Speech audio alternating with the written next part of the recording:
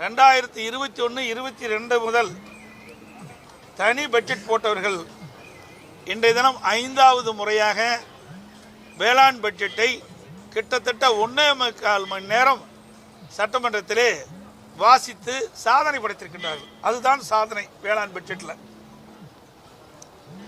ஆனால் இந்த 1.25 மணி நேரம் வேளாண் பட்ஜெட்டில் வாசித்தில் விவசாயிகளுக்கு நன்மை என்று பார்க்கின்ற பொழுது எதுவுமே கிடைக்கப்பெறாது, ஏமாற்றம் தான் அளிக்கிறது. அது மட்டுமல்ல, வேளாண் துறையை சார்ந்த, அதாவது ஊரக வளர்ச்சித்துறை, பட்டு வளர்ச்சித்துறை,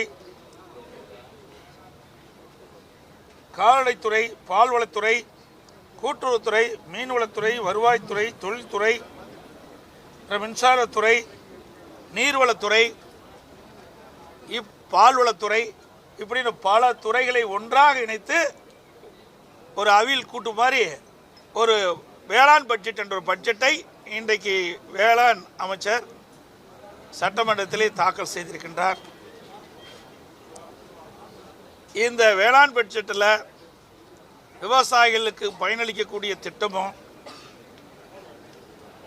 அல்லது நன்மையோ என்று பார்க்கின்ற பொழுது எதுவுமே கிடைக்கப்பெறாத ஏமாற்றத்தை தான் இந்த வேளாண் பட்ஜெட் விவசாயிகளுக்கு தந்துள்ளது. மாண்புமிகு அம்மா அவர்கள் ஆட்சி காலத்தில் போடப்பட்ட திட்டங்கள், குறிப்பாக உணவு பதப்படுத்தும் பூங்கா, உழவர் உற்பத்தி குழு போன்றவை கைவிட்டுட்டாங்க. இப்போ இந்த வருஷத்தில் ஏதோ ஒரு சில இடத்துல அறிவிச்சிருக்கிறாங்க, கடந்த 3 ஆண்டு பட்ஜெட்டில் காண அது இல்லை.